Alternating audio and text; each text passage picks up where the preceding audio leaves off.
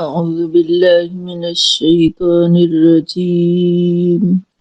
بسم الله الرحمن الرحيم.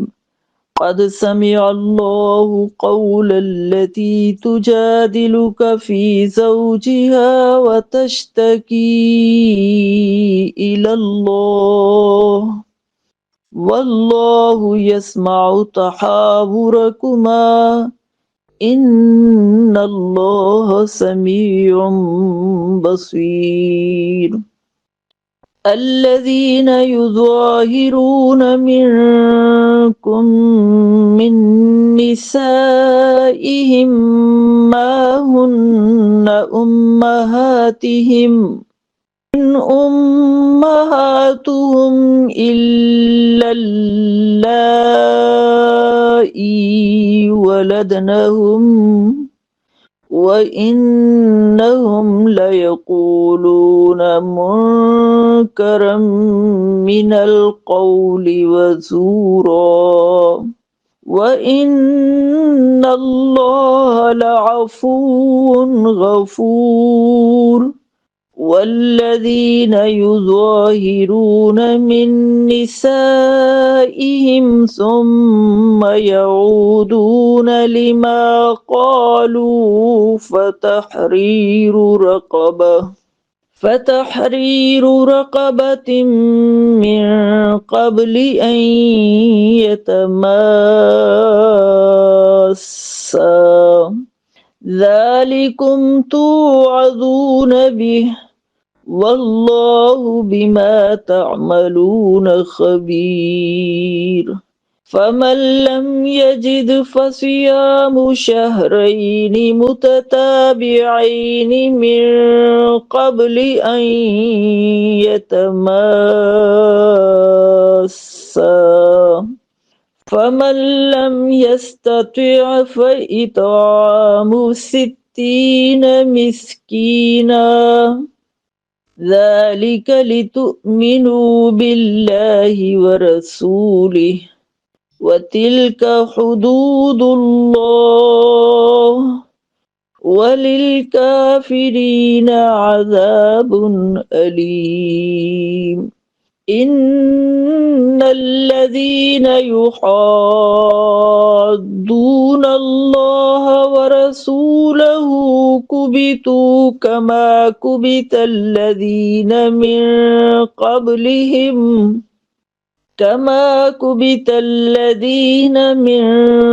قبلهم وقد أنزلنا آيات بينات وللكافرين عذاب مهين.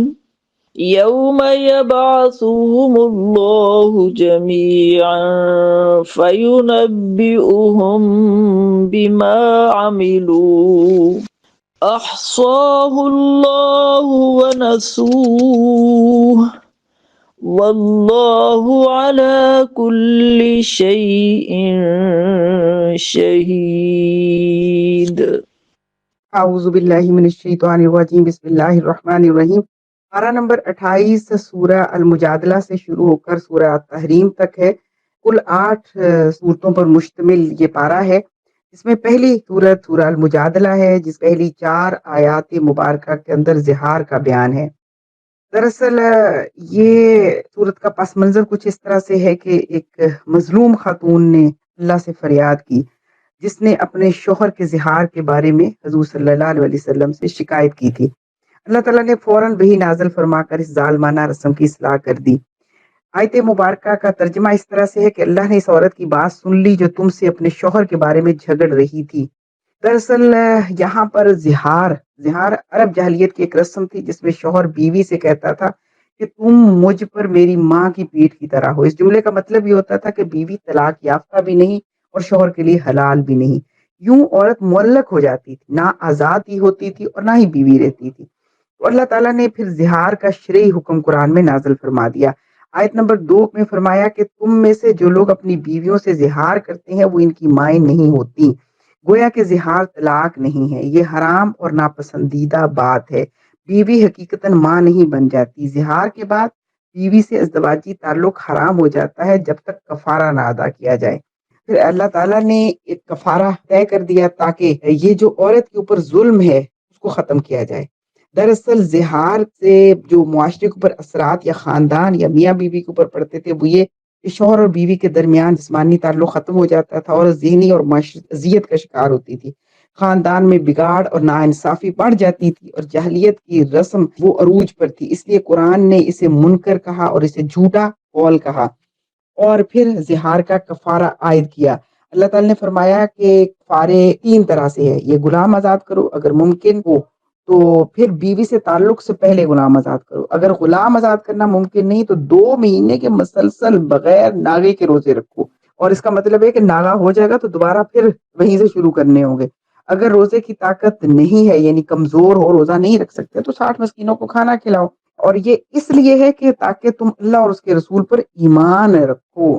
یہ اصلاح کا طریقہ ہے، یہ ایک طرح کا ایسا کفارہ ہے کہ جس کی وجہ سے زہار کرنے یا قسم کھانے سے انسان روکے، کیونکہ اسلام عورت کو معلق اور بے سہارا نہیں چھوڑتا، مرد کے غلط جملے کو کی ذمہ داری سے جوڑتا ہے۔ مطلب یہ کہ نکاح کوئی کھیل نہیں ہے بلکہ یہ ایک عہد ہے جسے پورا کرنا چاہیے، اور اس سے یہ بات سمجھ آتی ہے کہ خاندان کو عدل، رحم اور جواب دہی پر قائم رہنا چاہیے، اور ایسا کوئی ظلم نہیں ہو کہ جس کے نتیجے میں عورت مسائل کا شکار ہوتی رہے۔ اچھا، یہاں پر ایک اور مسئلہ بھی ہے، ایک تو زہار مسئلہ، ایک ایلا کا مسئلہ ہے۔ ایلا میں یہ فرق ہے زہار سے کہ ایلا میں مرد قسم کھاتا ہے کہ میں تم سے کوئی تعلق نہیں رکھوں گا، یہ اصل میں میاں بیوی کے درمیان ناراضگی یا جھگڑے کے نتیجے میں شوہر قسم کھا لے کہ میں تم سے کوئی تعلق نہیں رکھوں گا۔ تو یہ بھی عربوں کے ہاں ایک رواج تھا کہ وہ بیوی کے ساتھ اس طرح کا ظلم بھی روا رکھتے تھے، قسم کھا لیتے تھے، پھر اس کے بعد اور بیوی تب بھی ایک ایسی شکل میں چلی جاتی تھی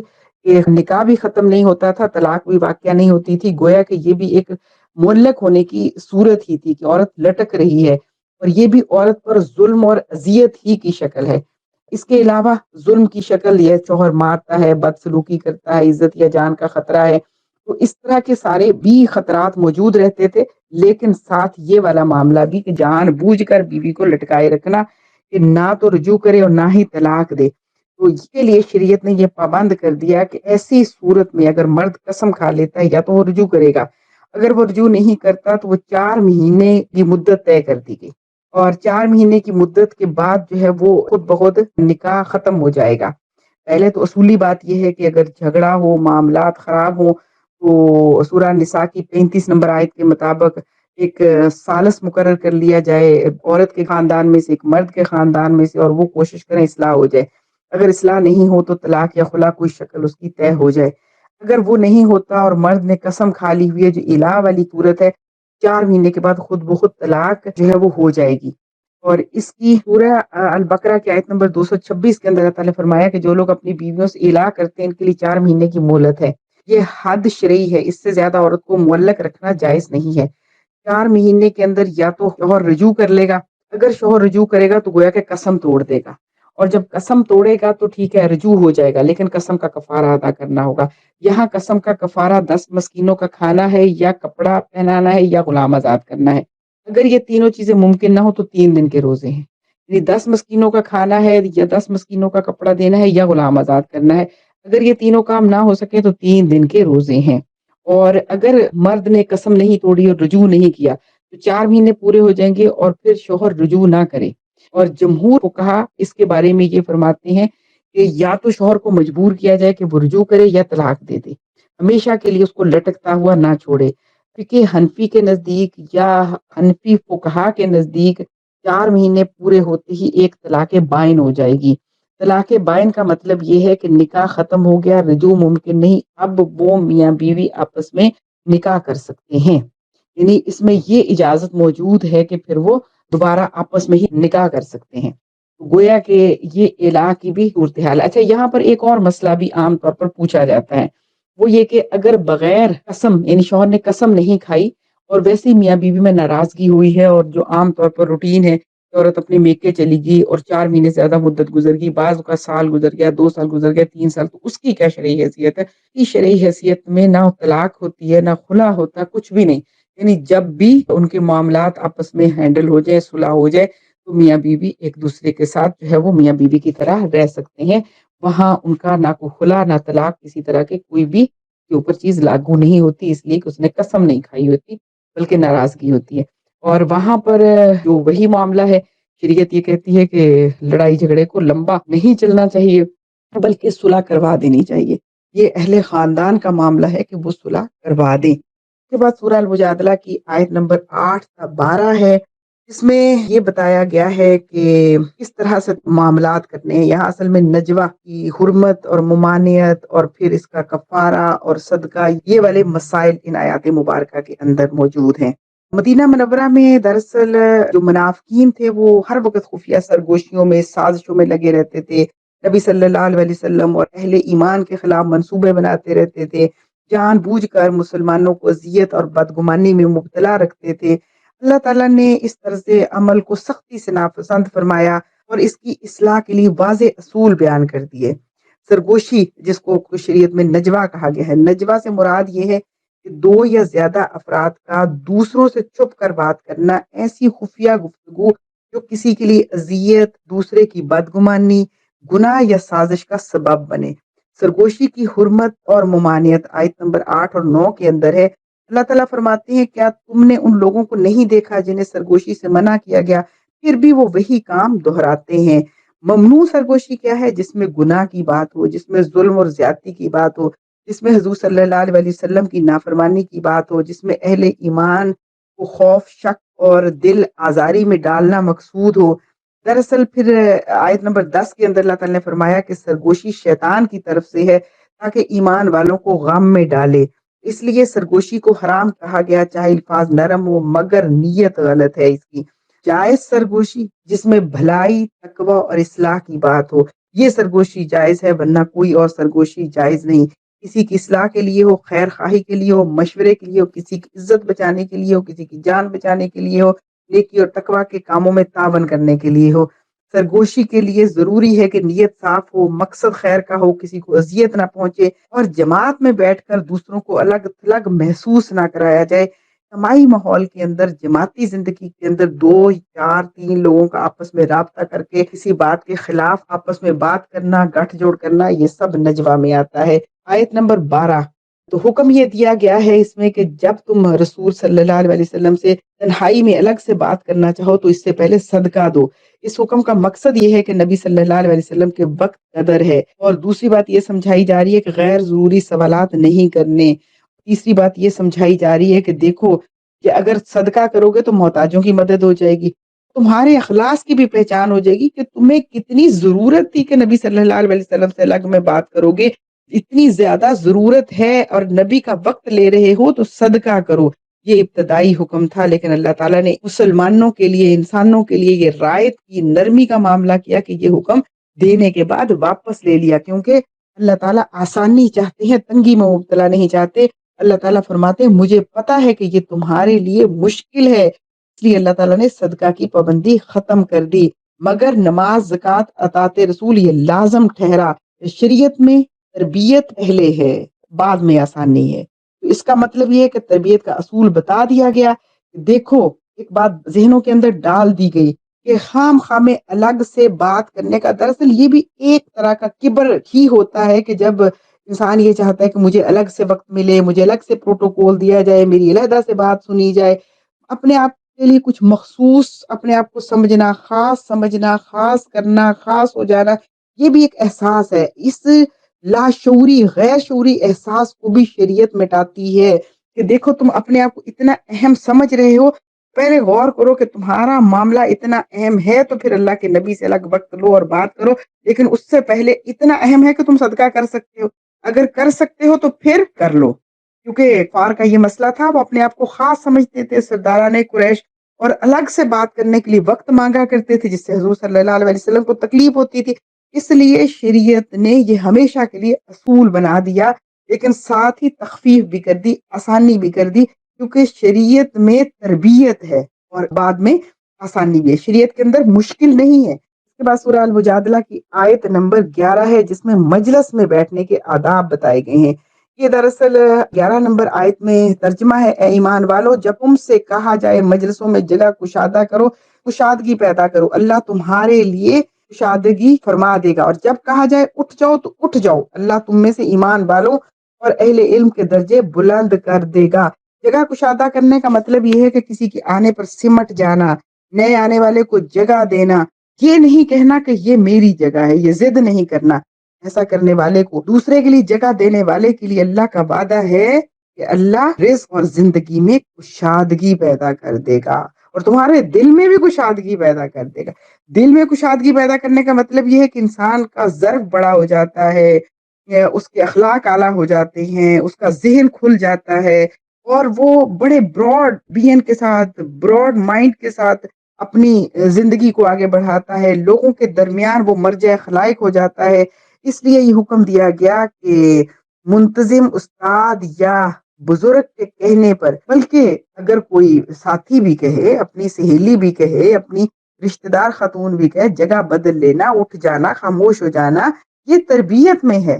خود کو نمایاں کرنے سے پرہیز کرنا یہ تربیت ہے۔ دوسروں کو ہٹا کر آگے آنا یہ تکبر کی علامت ہے۔ اہل ایمان اور اہل علم کا احترام بھی سکھایا گیا ہے، کیونکہ علم انسان کو بلند کرتا ہے۔ مجلس میں علم والوں کے لیے ادب سکھایا گیا ہے، لیکن نیت درست ہونی چاہیے۔ اور یہاں پر ایک اور بات بھی سمجھائی گئی ہے کہ ایسی محافل کے اندر شور نہیں ہو، موبائل کی بیل نہیں بجے، اور موبائل آن کر کے کچھ سنا نہ جائے، اور سرگوشی سے پرہیز کیا جائے، توجہ اور سنجیدگی برقرار رکھی جائے۔ اس کے بعد سورہ المجادلہ کی آیت نمبر 22 میں جو ہے وہ حب الہی کا حکم ہے، اور اللہ کی محبت کو تمام رشتوں پر فوقیت دینے کا سبق دیا گیا ہے۔ اصل میں اسلام کی روح اللہ سے محبت ہے، یہی محبت ایمان کو زندگی بخشتی ہے، کردار کو سنوارتی ہے، اور انسان کو حق پر ثابت قدم رکھتی ہے۔ سورہ المجادلہ کی آخری آیت، آیت نمبر 22، اللہ سے محبت کا ایسا معیار بیان کرتی ہے جو ایمان کے دعوے کو عمل کی کسوٹی پر پرکھ دیتا ہے۔ اللہ تعالیٰ فرماتا ہے تم ایسے لوگوں کو نہیں پاؤ گے جو اللہ اور آخرت پر ایمان رکھتے ہوں، اور پھر ان لوگوں سے دلی محبت رکھتے ہوں جو اللہ اور اس کے رسول کی مخالفت کرتے ہوں، چاہے وہ ان کے باپ ہوں، بیٹے ہوں، بھائی ہوں یا خاندان والے۔ اللہ نے ایسے اہل ایمان کے دلوں میں ایمان ثبت کر دیا، اپنی خاص مدد سے ان کی تائید فرمائی، انہیں ایسی جنتوں میں داخل کرے گا جن کے نیچے نہریں بہتی ہوں گی۔ اور یہاں اللہ کی محبت کا قرآنی معیار کیا ہے؟ اللہ کی محبت ہر محبت پر غالب۔ اس آیت کا سب سے بڑا پیغام یہ ہے کہ اللہ کی محبت نسب، رشتے، تعلقات سے بھی بلند ہے، جذباتی وابستگیوں پر حق کی ترجیح سکھاتی ہے۔ یہ بے رحمی نہیں بلکہ اصولی محبت ہے، جہاں حق کے مقابل کسی کی طرفداری نہیں کی جاتی۔ ایمان صرف دعویٰ نہیں، موقف ہے۔ جو واقعی اللہ سے محبت کرتا ہے حق کے معاملے میں سمجھوتا نہیں کرتا، باطل کے ساتھ دلی ہمانگی نہیں رکھتا، اور اللہ اور رسول صلی اللہ علیہ وسلم کی نافرمانی کو پسند نہیں کرتا۔ یہی وجہ ہے کہ آیت میں دلی محبت مودت کی نفی کی گئی۔ معاملات، حسن سلوک، عدل اپنی جگہ، مگر دل کی وفاداری حق کے ساتھ ہونی چاہیے۔ اللہ سے محبت کی علامتیں کیا ہیں؟ انسان کا ایمان ثابت رہتا ہے۔ اللہ تعالیٰ فرماتا ہے اللہ نے ان کے دلوں میں ایمان ثبت کر دیا۔ آزمائشیں ایمان کو متزلزل نہیں کرتی، دباؤ، تنہائی یا مخالفت حق سے نہیں ہٹاتی، دل میں یقین راسخ ہو جاتا ہے۔ یہ اللہ سے محبت کی علامت ہے۔ اللہ کی خاص تائید انہیں ہوتی ہے۔ اللہ سے محبت رکھنے والے، ان کے ساتھ اللہ کی مدد شامل ہوتی ہے، اندرونی سکون ہوتا ہے، حق پر استقامت نصیب ہوتی ہے۔ یہ مدد ہمیشہ ظاہری فتح کی صورت میں ہی نہیں بلکہ باطنی قوت کے طور پر بھی ظاہر ہوتی ہے، اور انجام اس کا اللہ کی رضا اور جنت ہے۔ اللہ ان سے راضی ہو جاتا ہے، وہ اللہ سے راضی ہو جاتے ہیں کیونکہ ان کو اپنے انجام پہ خوش ہوتے ہیں، ہمیشہ رہنے والی جنتیں ملتی ہیں۔ تو اللہ تعالیٰ نے واضح اعلان فرما دیا کہ اللہ سے سچی محبت کا انجام دائمی کامیابی ہے۔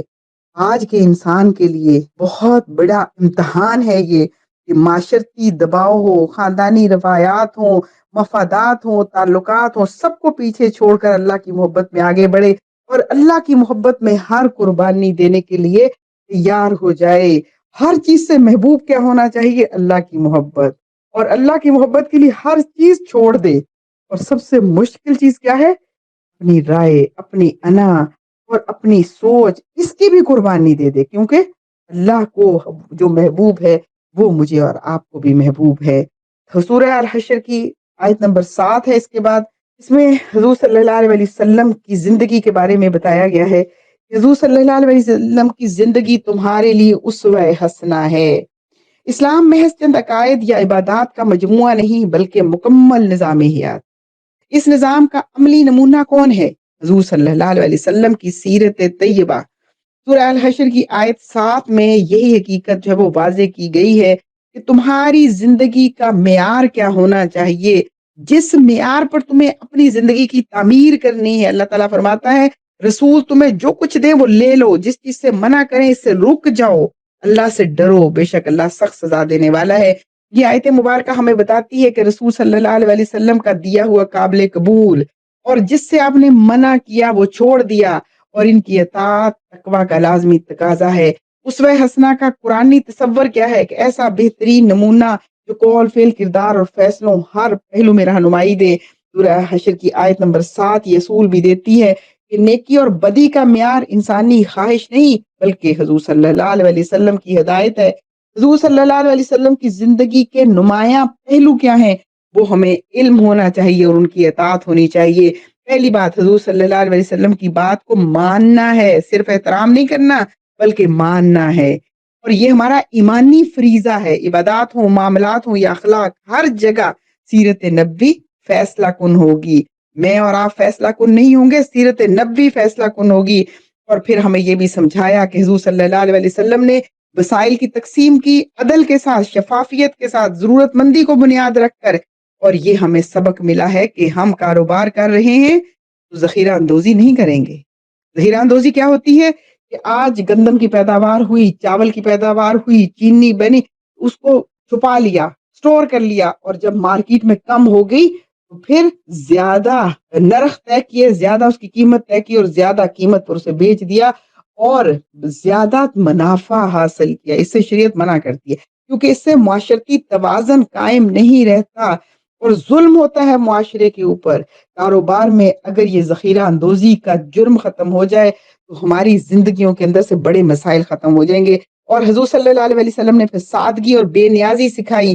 اقتدار کے باوجود آپ کی زندگی سادہ تھی۔ آپ نے ذاتی فائدے کو کبھی ترجیح نہیں دی بلکہ امت کے فائدے کو ترجیح دی۔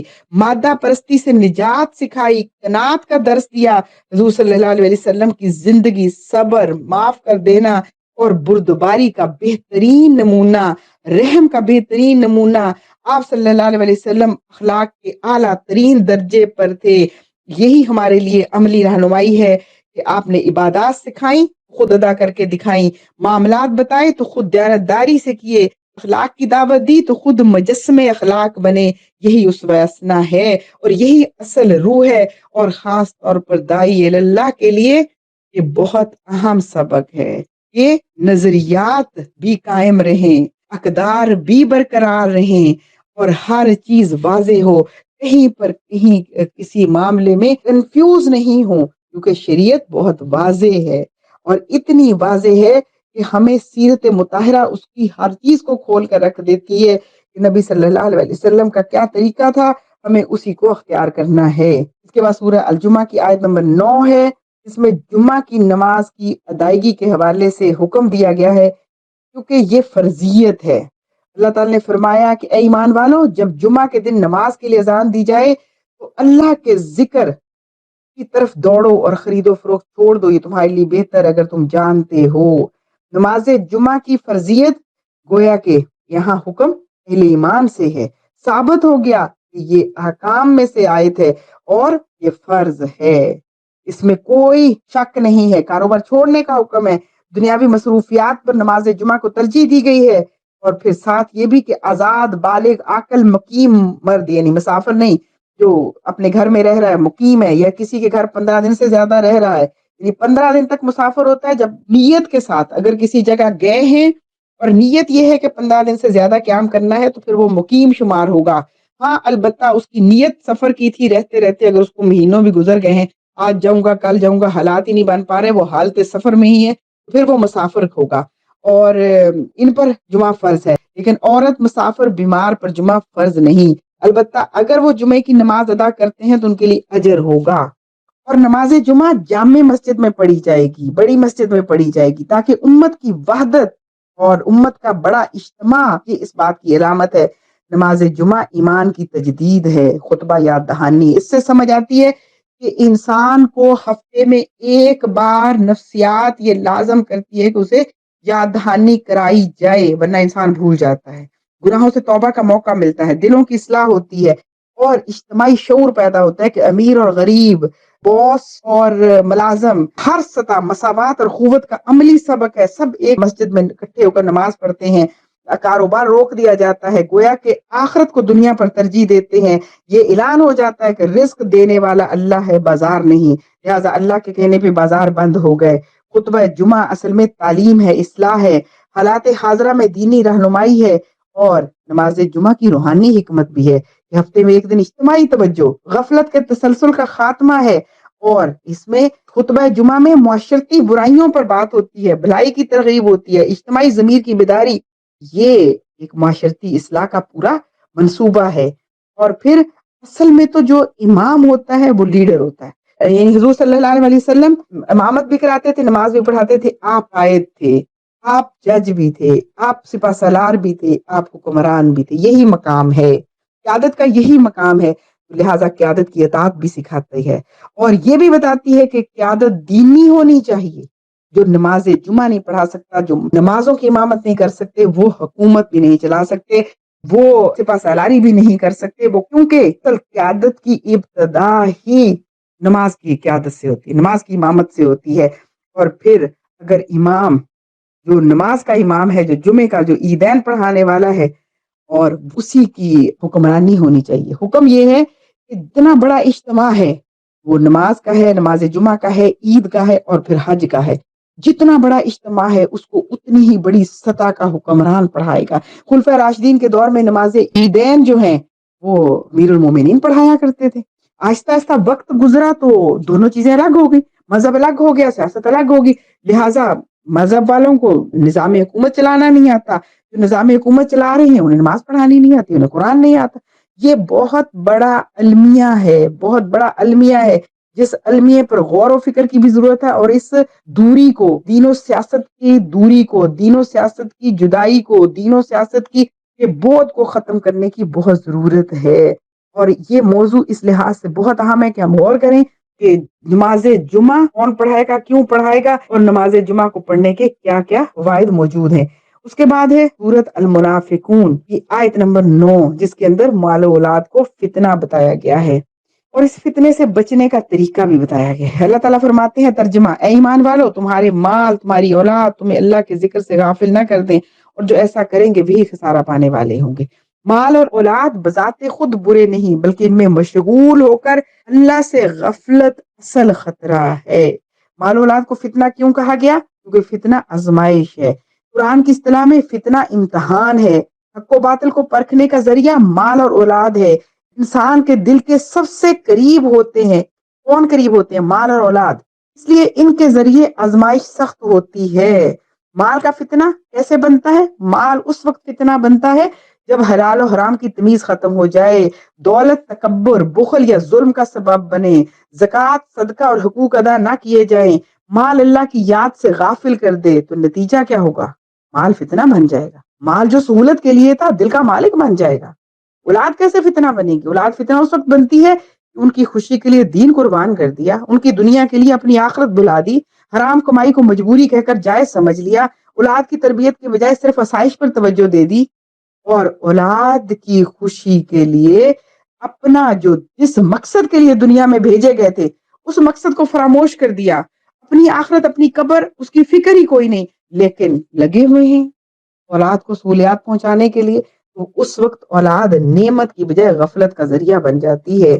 اصل خطرہ آیت مبارکہ میں صاف بتا دیا گیا ہے کہ اللہ کے ذکر سے غافل نہ کر دیں، یعنی نماز میں کوتاہی نہ ہو، دین سے دوری نہ ہو، دین کا فرض، اقامت دین کا فرض، اس سے بے فکری نہ ہو، آخرت کو بھول نہ جائے، آخرت کو بھول کر دنیا کا نہ ہو جائے، یہی خسارہ ہے۔ اس فتنہ سے بچاؤ کیسے ممکن ہوگا؟ سب سے پہلی ترجیح درست کرنی ہے، دل میں اصل مقام اللہ کی اطاعت کا ہو، مال و اولاد کو مقصد نہیں ذریعہ سمجھا جائے، مال کو اللہ کی راہ میں خرچ کرنا ہے، زکوٰۃ کی پابندی ہے، صدقہ و خیرات دینے ہیں، ضرورت مندوں کا حق ادا کرنا ہے۔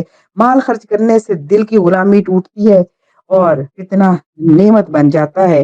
اولاد کی دینی تربیت کریں، نماز کی انہیں عادت ڈالنی ہے، حلال و حرام کا شعور دینا ہے، سادگی اور شکر پیدا کرنا ہے، اور کثرت سے اللہ کو یاد کرنا ہے۔ نماز، تلاوت، دعا یہ دل کو زندہ رکھتی ہے، دنیا کی محبت کو حد کے اندر رکھتی ہے۔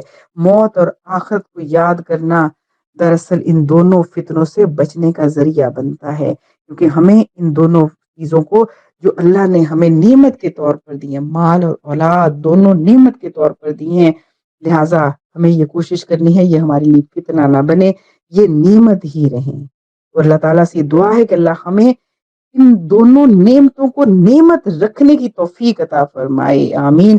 اچھا، اب سورہ التحریم کی آیت نمبر 8 میں توبۃ النصوح کا بیان ہے۔ اس کا مطلب ہے سچی، کامل اور بدل دینے والی توبہ، اس کو توبۃ النصوح کہا گیا۔ اللہ تعالیٰ فرماتے ہیں ایمان والو، اللہ کی طرف ایسی سچی توبہ کرو، امید ہے تمہارا رب تم سے تمہاری برائیاں دور کر دے گا، تمہیں ایسی جنتوں میں داخل کرے گا جن کے نیچے نہریں بہتی ہوں گی۔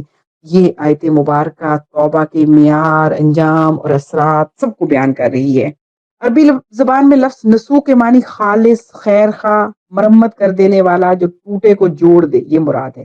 اس سے مراد ایسی توبہ جو گناہ اور بندے کے درمیان ہمیشہ کے لیے فاصلہ پیدا کر دے۔ اس میں توبۃ النصوح کے پیچھے جو واقعات بیان کیے جاتے ہیں، قرآن نے کوئی واقعہ بیان نہیں کیا بلکہ پورے معاشرے کو خطاب کیا ہے، یا ایھا الذین آمنوا۔ مراد کیا ہے؟ ایمان کے باوجود یہ بتانا مقصود ہے کہ لغزش ہو سکتی ہے، مگر ایمان کا تقاضا ہے کہ انسان پلٹ آئے۔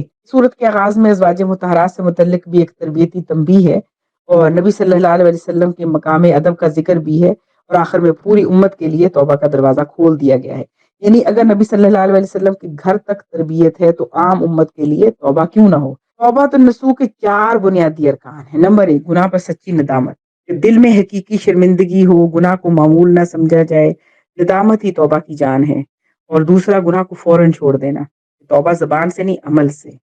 جو گناہ چھوڑے بغیر توبہ کرتا ہے وہ دراصل توبہ کا مذاق اڑاتا ہے۔ سب سے پہلے گناہ کو چھوڑنا ہے۔ تیسری بات، آئندہ نہ کرنے کا پختہ ارادہ ہے، مضبوط ارادہ ہے، نیت کی سچائی ہے۔ دوبارہ لغزش ہو سکتی ہے، انسان ہے، لغزش ہو سکتی ہے، غلطی ہو سکتی ہے، لیکن عزم ہونا چاہیے، ارادہ سچا ہونا چاہیے، نیت خالص ہونی چاہیے کہ آئندہ نہیں کروں گی، پھر توبہ قبول ہوگی۔ چوتھی بات، حقوق العباد کی تلافی۔ اگر گناہ کسی انسان سے متعلق ہے، حق واپس کرنا ہے، پھر معافی مانگنی ہے، نقصان پورا کرنا ہے، یہ لازم ہے۔ اللہ تعالیٰ ہمیں توفیق دے، یہ بہت مشکل عمل ہے، اللہ تعالیٰ ہمیں توفیق دے کہ ہمارے لیے اس عمل کو آسان کر دے۔ لیکن جب انسان ایسی توبہ کر لیتا ہے تو اس کے گناہ مٹ جاتے ہیں، اللہ برائیوں کو دور کر دیتا ہے۔ صرف یہ نہیں ہوتا کہ برائی، بلکہ اس کے اثرات بھی مٹا دیتا ہے، جنت کی بشارت دیتا ہے، عزت کے ساتھ جنت میں داخلہ اور ہمیشہ کے لیے کامیابی اور قیامت کی رسوائی سے نجات دیتا ہے۔ نبی صلی اللہ علیہ وسلم اور اہل ایمان کو اللہ تعالیٰ رسوا نہیں کرے گا، ان کا نور آگے آگے دوڑ رہا ہوگا۔ سچی توبہ انسان کو کامیاب قرار دے دیتی ہے، مایوس ہونے سے بچاتی ہے، کامیابی کے راستے دکھا دیتی ہے۔ اس کے بعد سورہ تحریم کی آیت نمبر 5، 11 اور 12 میں مومنین کی صفات بیان کی گئی ہیں، اور خاص طور پر مومن عورتوں کی صفات بیان کی گئی ہیں۔ اللہ تعالیٰ فرماتے ہیں اگر نبی صلی اللہ علیہ وسلم کے ازواج جدا ہو جائیں تو اللہ ان کے بدلے ایسی بیویاں عطا کرے گا۔ پھر آگے صفات بتائی گئی ہے کہ جو مسلمات ہوں گی، فرما بردار ہوں گی، اللہ اور اس کے رسول صلی اللہ علیہ وسلم کی اطاعت گزار، یعنی اپنی خواہش کو حکم الہی پر قربان کرنے والی، مومنات یعنی سچا ایمان رکھنے والی، ایمان محض زبانی دعویٰ نہیں بلکہ یقین، اعتماد اور وفاداری کے ساتھ اللہ پر ایمان رکھیں گی، قانتات ہوں گی، اطاعت گزار ہوں گی، گویا کہ باادب بھی ہوں گی، دل اور عمل دونوں سے اللہ کے سامنے جھکنے والی ہوں گی، عبادت میں پابندی کرنے والی ہوں گی، نظم و ضبط کا خیال رکھنے والی ہوں گی، چوتھا تائبات یعنی ہمیشہ توبہ کرنے والی ہوں گی، لغزش کے بعد پلٹ آنے والی ہوں گی، ضد نہیں کریں گی، ندامت کر رکھیں گی، غلطی پر ندامت ہوگی، شرمندگی ہوگی، اور پانچویں عابدات ہوں گی، عبادت گزار ہوں گی، نماز، ذکر، دعا، اللہ سے تعلق جڑا ہوا ہوگا، اللہ کے دین کی سربلندی کو اپنا مقصد، اپنا مشن بنایا ہوا ہوگا، اور سائحات راہ حق میں چلنے والی، اس میں اللہ کے دین کے لیے جد و جہد کرنے والی مراد ہے، یعنی آرام طلب نہیں ہوں گی، بامقصد زندگی گزاریں گی، اپنی زندگی کو اللہ کے دین کی سرفرازی اور سربلندی کے لیے جد و جہد میں لگی رہیں گی۔ نتیجہ، مومن عورت کی قدر نسب یا رشتے سے نہیں بلکہ کردار اور ایمان سے ہے، اور ایمان میں استقلال اور جرت، یہاں فرعون کی بیوی کی مثال دی گئی، اور ساتھ بتایا گیا کہ اس کی صفت کیا تھی، اور مومن عورت کی نمایاں صفت کیا ہونی ہے کہ کفر کے ماحول میں بھی ایمان پر ثابت قدم رہتی ہے. شوہر کافر ہے، ظالم ہے، طاقتور ہے، مگر عورت ایمان نہیں چھوڑتی. وہ ایمان کے راستے پر اس حد تک ڈٹ کر کھڑی ہے کہ جس بنی اسرائیل کے بچوں کو فرعون قتل کرتا تھا، اسی بنی اسرائیل کے بچے کو وہ گود اٹھاتی ہے، اس کی پرورش کرتی ہے، اس کی تربیت کرتی ہے، اسی کے گھر کے اندر رہتے ہوئے. کیا ایمان ہے سبحان اللہ، کیا استقامت ہے سبحان اللہ، اور کیا حکمت ہے سبحان اللہ. مومن عورت کا ایمان ماحول کا محتاج نہیں، وہ ظلم کے نظام سے نجات مانگتی ہے، وہ مراد نہیں مانگتی، وہ مراد کی آسائشوں کی سہولتوں کی دلدادہ نہیں ہوتی، اس میں پھنس نہیں جاتی، بلکہ ان سب کو دین کے لیے استعمال کرتی ہے. کتنا بڑا احسان ہے حضرت آسیہ کا کہ جس نے اس ہستی کی تربیت کی، اس ظالم کے گھر میں کی جس نے بنی اسرائیل پر سب سے بڑا ظلم روا رکھا تھا کہ اس کے بیٹوں کو قتل کر دیتا تھا. اپنے گھر میں اسی گھر کے اندر رہتے ہوئے اس نے اسی فرعون کی تباہی کا انتظام کیا، اس فرعون کے ظالمانہ نظام کو ختم کرنے کا پورا انتظام کیا کہ بنی اسرائیل ہی سے بچے کی تربیت کی، اور وہی بچہ بڑا ہو کر فرعون کو اس کی ساری طاقت اور لشکر سمیت غرق کرنے کا باعث بنا. یہ بہت بڑی مثال ہے. اس کے بعد حضرت مریم کی مثال ہے کہ مومن عورت کی صفات عفت و پاک دامنی ہے، کردار کی حفاظت ہے، حیا اور وقار ہے، اور پھر اللہ کے کلمات پر یقین ہے، وہی حکم اور تقدیر، اور شک کے بجائے تصدیق. حضرت مریم علیہ السلام کی پوری زندگی یہ بتاتی ہے کہ کس طرح انہوں نے اللہ کے لیے اپنی زندگی وقف کر دی تھی، اور اس کے بعد پھر اللہ نے انہیں جس آزمائش میں ڈالا اس آزمائش میں وہ کتنی ثابت قدم رہیں. قانتین میں شمار ہونا یعنی اعلیٰ درجے کی عبادت گزار، مسلسل اطاعت کرنے والی. یہ بہت جامع پیغام ہے میرے اور آپ کے لیے. مومن عورت صرف خود زینت نہیں ہوتی بلکہ ایمان کی علامت ہوتی ہے. حالات سے جھکتی نہیں، کردار سے پہچانی جاتی ہے. اس کی کامیابی دنیاوی رشتوں میں نہیں بلکہ اللہ سے تعلق میں ہے. اس کے بعد سورہ الصف کی روشنی میں ہمیں دیکھنا ہے کہ اسلامی تحریک کا مشن کیا ہے. بہت اہم موضوع ہے اور بہت ہی خوبصورت موضوع ہے. اسلامی تحریک کا مشن ہمیں سورہ صف سمجھاتی ہے. اسلامی تحریک کوئی وقتی رد عمل یا محض جذباتی سرگرمی نہیں بلکہ قرآن کا حکم ہے. سورہ صف جو خود ہمیں سمجھاتی ہے کہ دین کے غلبے کے لیے ایک تحریک کی ضرورت ہے، اور وہ ایسی تحریک جو حرکت میں رہے، جو آگے بڑھتی رہے، جو مستقل اپنی جدوجہد جاری رکھے، جو مزاحمت جاری رکھے، کفر کے خلاف، باطل نظام کے خلاف اور جبر کے نظام کے خلاف مسلسل جدوجہد جاری رکھے، اور جبر اور ظلم کے نظام کو بدلنے کی تحریک آگے بڑھتی چلی جائے. یہ تحریک ہے، ورنہ اگر وہ ٹھہر گئی کھڑی ہوگی تو وہ تحریک نہیں ہے.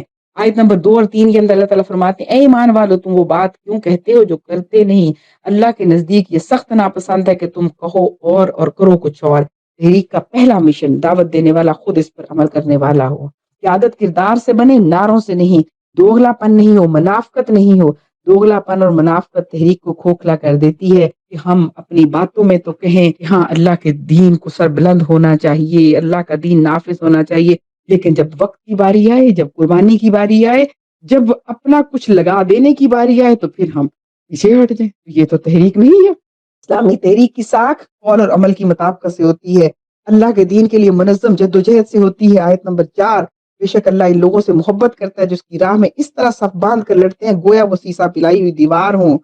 یہ تحریک ہے جو تنظیم کے تحت منظم ہو کر، اسی لیے حضور صلی اللہ علیہ وسلم نے فرمایا کہ اگر تم پر نک کٹا حبشی غلام بھی تمہارا امیر بنا دیا جائے تو اس کی اطاعت کرو.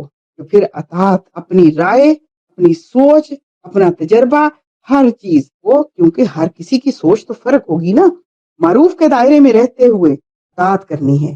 اور تحریک کا دوسرا مشن نظم و ضبط ہے، اجتماعیت ہے، قیادت کی اطاعت ہے، انفرادیت نہیں. جماعت، جماعیت. اسلامی تحریک ہجوم نہیں ہوتی بلکہ منظم جماعت ہوتی ہے. جو انبیاء کا مشن ہے وہ آیت نمبر 5 اور 6 میں بتا دیا گیا. حضرت موسیٰ علیہ السلام اور حضرت عیسیٰ علیہ السلام کی مثال کہ ہر نبی کا مشن کیا تھا؟ اللہ کے دین کی دعوت، اور جو دین کے اندر فرق ڈال دیا تھا، جو تحریف کر دی گئی تھی اس کی اصلاح، اور پھر حق کی گواہی. یہ انبیاء کا مشن ہے. اور پھر تحریک کا تیسرا مشن خود کو انبیاء کے مشن کا تسلسل سمجھنا، مخالفت ہو، تانے ملیں، آزمائش، اس سے گھبرانا نہیں، بلکہ حق کی راہ ہمیشہ آزمائشوں سے گزرتی ہے، لہذا اپنی راہ سیدھی اہدنا الصراط المستقیم، صراط مستقیم پر چلتے رہے، اور دعا بھی مانگتے رہیں کہ اللہ ہمیں سیدھے راستے پر چلنے کی ہدایت عطا فرما۔ اور پھر ربنا لا تزغ قلوبنا بعد اذ ہدیتنا وہب لنا من لدنک رحمہ انک انت الوہاب، دعا بھی مانگتے رہیں۔ دین حق کو غالب کرنا تحریک کا مرکزی ہدف ہے۔ 9 نمبر آیت کے اندر فرمایا وہی ہے جس نے اپنے رسول کو ہدایت اور دین حق کے ساتھ بھیجا تاکہ اسے تمام ادیان پر غالب کر دے۔ اصل میں تحریک کا اصل مشن دین کو صرف فرد کی عبادت تک محدود رکھنا نہیں، بلکہ زندگی کے پورے نظام میں نافذ کرنا ہے۔ غلبہ دین جبر سے نہیں بلکہ دعوت سے، کردار سے، عدل سے، قربانی سے حاصل ہوتا ہے۔ دنیا اور آخرت کی نجات کا راستہ قربانی ہے۔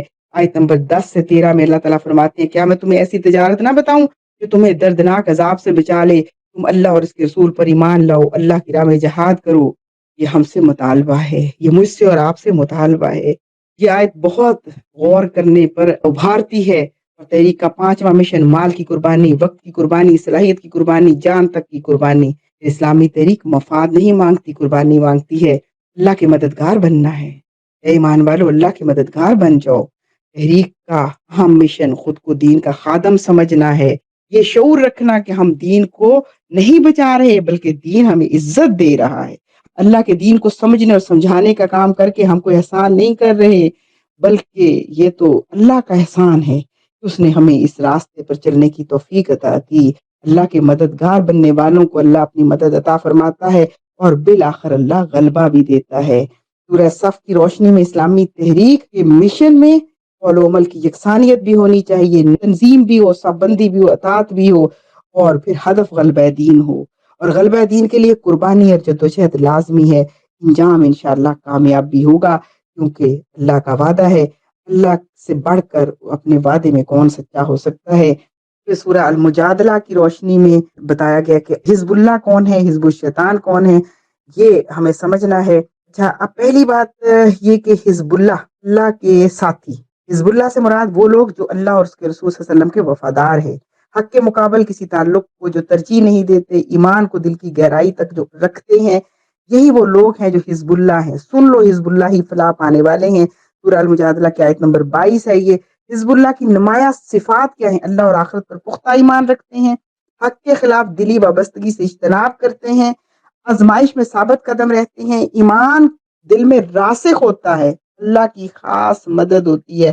ان کا انجام کیا ہوگا؟ اللہ راضی ہو جائے گا، ہمیشہ کی کامیابی ملے گی اور جنت کی بشارت بھی ملے گی۔ اس کے بعد جو کہا گیا کہ حزب الشیطان، حزب الشیطان کون ہے؟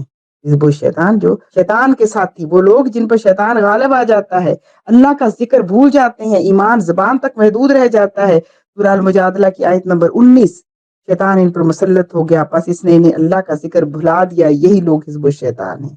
یہ اللہ کے ذکر سے غفلت برتتے ہیں، جھوٹی قسمیں کھاتے ہیں، دوغلاپن ہے، منافقت ہے، حق جان کر بھی حق کی مخالفت کرتے ہیں، مفاد کے لیے ایمان کا سودا کرتے ہیں، باطل طاقتوں کے ساتھ دلی وابستگی رکھتے ہیں۔ سن لو حزب الشیطان ہی خسارے میں رہنے والے ہیں۔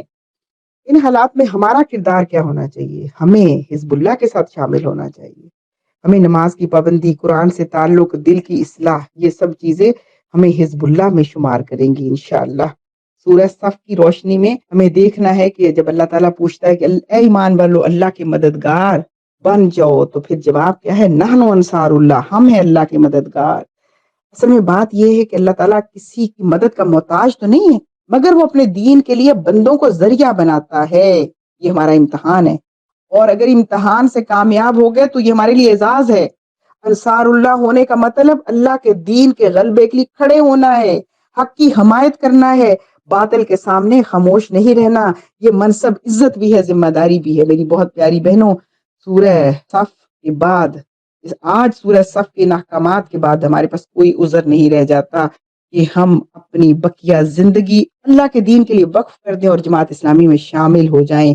اگر سورہ صف کے ان واضح احکامات کو سننے کے بعد بھی ہم نے یہ فیصلہ نہ کیا کہ آج اور اسی وقت جماعت اسلامی کا حصہ بن جائیں، اس تحریک کو آگے لے کر بڑھنے والے بنے اور اس ملک کے اندر سے ظلم اور جبر کے نظام کو ختم کر کے اسلام کا نظام نافذ کرنے کے لیے کھڑے نہیں ہو جاتے تو سوچئے کہ قیامت کے دن ہم اللہ کو کیا منہ دکھائیں گے، حضور صلی اللہ علیہ وسلم کے ساتھ کیسے سامنا کریں گے، کیونکہ یہ تو واضح حکم ہے۔ اللہ پوچھ رہا ہے کونوا انصار اللہ، کہہ دیجئے کہ نحن انصار اللہ، اللہ ہماری اس پکار کو سن لے، ہمارے اس وعدے کو قبول کر لے، ہماری اس حیثیت کو قبول کر لے اور ہماری بقیہ زندگی کو اللہ کے دین کی مدد کے لیے قبول کر لے۔ اصل میں کام تو یہ ہے کہ ہم نے کہہ دیا اور اللہ کی رحمت ہے کہ وہ ہمارے قول اور عمل میں یکسانیت بھی دے اور ہمارے جذبوں اور ہمارے عمل کو اپنی بارگاہ میں قبول بھی فرمائے۔ یہ بہت اہم بات ہے اور پورے اس قرآن کی تعلیم اور تبلیغ اور اس سارا پیغام یہی ہے کہ ہم اپنی ساری چیزوں کو، جتنی بھی راہ حق میں آنے والی رکاوٹیں ہیں ان کو ختم کرتے ہوئے راہ حق پر آگے بڑھتے چلے جائیں۔ یہ اللہ سے محبت، اللہ سے تعلق کا عملی اظہار ہے۔ اللہ ان لوگوں سے محبت کرتا ہے جو اس کی راہ میں صف باندھ کر لڑتے ہیں جیسے سیسا پلائی ہوئی دیوار ہوں۔ یہ اللہ کا حکم ہے اور اللہ تعالیٰ نے یہ بتا دیا کہ یہ ان کی صفت ہے۔ اللہ نے اپنے رسول کو دین حق دے کر بھیجا تاکہ اسے تمام ادیان پر غالب کر دے، اور تمام ادیان پر غالب کرنے کے لیے میری اور آپ کی آزمائش ہے کہ ہم اپنے وعدے میں کتنے سچے ہوتے ہیں اور اپنی مال اور اپنی جان کے ساتھ، اپنی صلاحیتوں، اپنے وقت کے ساتھ کس طرح سے اس راہ میں قربانی کرتے ہیں۔ اور پھر آگے سورہ تحریم کی آیت کو انفسکم واہلیکم نارا، یہ ایک پیغام مطلب حکم ہے، لہٰذا ہمیں اس کو دیکھنا ہے کہ اس کے مطابق ہمارے کرنے کے کام کیا ہیں۔ ایمان والو، اپنے آپ کو اور اپنے اہل و عیال کو اس آگ سے بچاؤ جس کا ایندھن انسان اور پتھر ہوں گے۔ یہ آیت ہمیں جھنجھوڑ کر بتاتی ہے کہ صرف خود نیک ہونا کافی نہیں بلکہ دوسروں کو گمراہی میں چھوڑ دینا بھی جرم ہے۔ اس آیت کا مرکزی موضوع بچاؤ، حفاظت کرو، اپنے نفس کو بھی، اپنے گھر والوں کو بھی۔ ایمان کا پہلا دائرہ خود، دوسرا دائرہ خاندان ہے اور اس کے بعد یہ دائرہ آگے بڑھتا چلا جاتا ہے۔ فسق کیا ہے؟ فسق کے معنی ہے اللہ کی نافرمانی، حدود الہی سے نکل جانا، جان بوجھ کر گناہ کو معمول بنا لینا۔ فاسق وہ نہیں جو کبھی لغزش کا شکار ہو جائے، بلکہ فاسق وہ ہے جو گناہ پر شرمندہ نہیں ہوتا، جو اصلاح قبول نہیں کرتا، نافرمانی کو طرز زندگی بنا لیتا ہے۔ فسق اور جہنم کا تعلق اس آیت میں آگ کا تعارف دیا گیا ہے جس کا ایندھن انسان ہوں گے، جس پر سخت دل فرشتے مقرر ہوں گے جو اللہ کے حکم کی نافرمانی نہیں کرتے۔ یہ اس بات کا اعلان ہے کہ محض اخلاقی خرابی نہیں بلکہ آخرت کی تباہی کا راستہ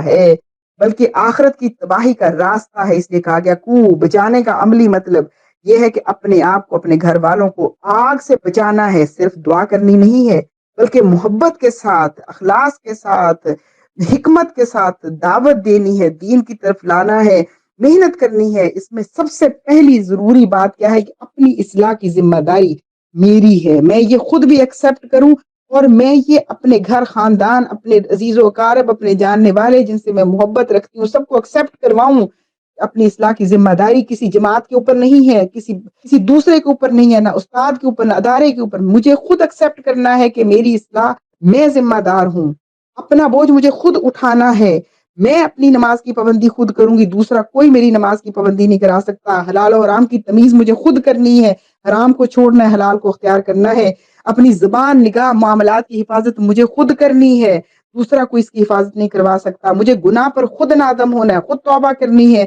جو خود فسق میں مبتلا ہو وہ دوسروں کو نہیں بچا سکتا، پھر خود بھی یہ کام کرنا ہے اور یہ احساس بھی دلانا ہے۔ اپنے اہل خانہ کی دینی تربیت کرنی ہے، صرف کیریئر نہیں بنانا بچوں کا بلکہ بچوں کا کردار بنانا ہے۔ صرف دنیا نہیں بنانی، ان کی آخرت بھی بنانی ہے۔ گھر والوں کو بچانے کا مطلب نماز کا ماحول ہے، قرآن سے تعلق ہے، گناہ پر تنبیہ ہے، نیکی پر حوصلہ افزائی ہے۔ بیجا نرمی بھی خطرہ ہے، یہ نہ ہو کہ کسی کا دل نہ دکھے، بچہ ناراض نہ ہو جائے اور کوئی برا نہ مان جائے۔ کسی وقت دل بھی دکھانا ہے، کسی وقت بات کرنی ہے، ناراض بھی کرنا ہے، برا بھی لگ جائے گا، لیکن اللہ سے ہدایت بھی دے گا۔ دعا بھی مانگنی ہے، بہت زیادہ دعا مانگنی ہے۔ اللہ ان سب رشتوں کو، ان سب تعلقات کو، ان سب افراد جن سے مجھے محبت ہے، ان سب کو جہنم کی آگ سے بچا لے، اور پھر اس کے لیے کوشش کرنی ہے، کیونکہ جو فسق ہے اس سے دور رکھنا ہے۔ اب تھوڑا سا ہم یہ بھی دیکھیں کہ فسق کے مظاہر کیا ہے۔ مطلب ہم دوسرے پر فتویٰ نہیں دیں گے، اپنے لیے دیکھیں گے۔ اگر میں نماز میں غافل ہوں تو یہ فسق کی علامت ہے۔ اگر مجھے حرام کمائی کھاتے ہوئے کوئی پریشانی نہیں ہو رہی تو یہ فسق کی علامت ہے۔ فحاشی اگر مجھے پریشان نہیں کرتی یہ فسق کی علامت ہے، میرے سامنے دین کا مذاق اڑایا جا رہا ہے تو یہ فسق کی علامت ہے، سوشل میڈیا کی بے حیائی مجھے پریشان نہیں کرتی، جھوٹ دھوکہ سود مجھے پریشان نہیں کرتا تو یہ فسق کی علامت ہے۔ لہٰذا اپنے آپ کو بچانا ہے، اپنے آپ کو بچاتے ہوئے اپنے گھر والوں کو بچانا ہے، اور سختی بھی نہیں کرنی نا، دونوں کام ہے، محبت، نرمی، اور جہاں پر تنبیہ کی ضرورت ہے تنبیہ کرنی۔ قرآن نے ہمیں دونوں اسلوب دیے ہیں، انذار بھی ہے، تبشیر بھی ہے، تبشیر بھی ہے، انذار بھی ہے، بشارت بھی ہے اور ڈراوا بھی ہے، جنت کی نعمتیں بھی بتائی گئی ہیں اور جہنم کا عذاب بھی بتایا گیا ہے۔ یہی اسلوب ہے جس کو ہمیں اختیار کرتے ہوئے اپنے لیے اور دوسروں کی تربیت کا انتظام کرنا ہے۔ اللہ تعالیٰ سے اس دعا کے ساتھ کہ اللہ تعالیٰ اس 28ویں پارے کے تمام مضامین کو اچھی طرح سمجھنے اور اس پر عمل کرنے کی توفیق عطا فرمائے، آمین۔ السلام علیکم ورحمۃ اللہ۔